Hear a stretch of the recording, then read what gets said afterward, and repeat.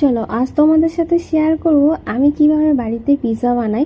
তাছাড়া আজকে না অনেক দিনের পরে বলতে গেলে বাড়িতে পিৎজা বানাবো, অনেক দিন ধরেই ভাবছিলাম বানাবো, কিন্তু সেটা হয়ে আর উঠছিল না। তো পিৎজা বানাতে কিন্তু মেন যেটা পেঁয়াজ আর ক্যাপসিকাম, সেটা ননভেজ হোক আর ভেজই হোক না কেন, পেঁয়াজ ক্যাপসিকামটা তো অবশ্যই লাগবে। তো আমিও ঠিক তেমনই পেঁয়াজ আর ক্যাপসিকাম নিয়েছি।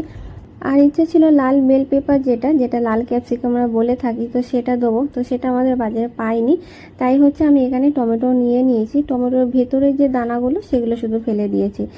আর পিৎজার জন্য হচ্ছে আমি ময়দা মেখে অনেকক্ষণ রেখেও দিয়েছি। এখন হচ্ছে মাংসটা রেডি করে 1 ঘন্টার জন্য রেখে দেবো।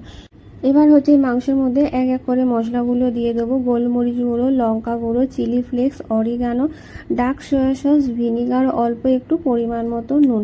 তো এটা হচ্ছে খানিকক্ষণের জন্য মাখিয়ে 1 ঘন্টা মতন কি 1.5 ঘন্টা মতন রেখে দেবো, তাহলে মাংসটা বেশ জুসি হবে।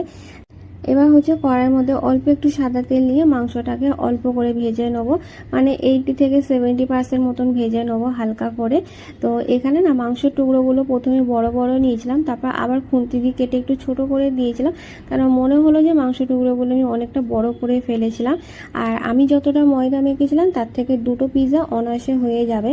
কিন্তু আমি পিৎজা না একটা বড় করেছিলাম আর ছোট করেছিলাম। আর এখানে হচ্ছে আমি বেল লিয়া ব্যবহার করলাম না, হচ্ছে হাতেই শেপটা দিয়ে দিলাম। তারপর হচ্ছে কাঁটা চামচি দিয়ে একটু ফুটো ফুটো করে দিলাম। আর এই হচ্ছে পিৎজা সস, যেটা হচ্ছে আমি ঘরে বানিয়েছি, এর আগেও একবার বানিয়েছিলাম। তো এই সসটা হচ্ছে এখন এই পিৎজার ওপর দিয়ে দেবো ভালো করে চারপাশে। আর এই হচ্ছে মেয়োনিজ, যেটা তো অবশ্যই লাগবে এই পিৎজার মধ্যে। তো আমি অনেকটাই মেয়োনিজ দিয়েছি, তোমরা তোমাদের মতন দিতে পারো, ভালো লাগার ওপরে নির্ভর করে সব কিছু। এবার হচ্ছে পেঁয়াজ ক্যাপসিকামগুলো এক এক করে সাজিয়ে নেবো, আর হচ্ছে কেটে রাখা টমেটো, তারপর দিয়ে দেবো ভেজে রাখা মাংসগুলো।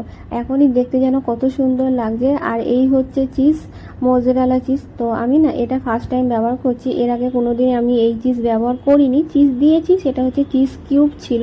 তবে এই চিজটার স্বাদ কেমন আমি না জানি না, ভালো কি খারাপ। আর আমি এটা এনে রেখেছিলাম অনেক দিন হয়ে গেছে, প্রায় 1 মাসের বেশি হয়ে গেছে। আর আমি হচ্ছে 2টো পিৎজা বানিয়েছি এই কারণে, একটা হচ্ছে চিজ দিয়ে আর একটা হচ্ছে চিজ ছাড়া। কারণ আমাদের বাড়িতে একজন আছে যে হচ্ছে চিজটা পছন্দ করে না, সেই কারণেই হচ্ছে একটা চিজ ছাড়া করেছি। তো যেটা চিজ দিয়ে করেছিলাম সেটা হচ্ছে মাইক্রোওভেনে দিয়েছিলাম, আর যেটা চিজ ছাড়া সেটা হচ্ছে কড়াইতে দিয়েছিলাম।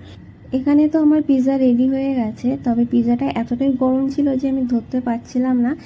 তবে এখানে একটা জিনিস বলবো, চিজটা না আমার যেন মনে হলো ভালো ছিল না, চিজ যেরকম হয়ে থাকে সেই ভাবটা ছিল না। তবে পিৎজাটা খেতে কিন্তু দারুণ হয়েছিল। আর এই পিৎজার ভিডিওটা তোমাদের কেমন লাগলো অবশ্যই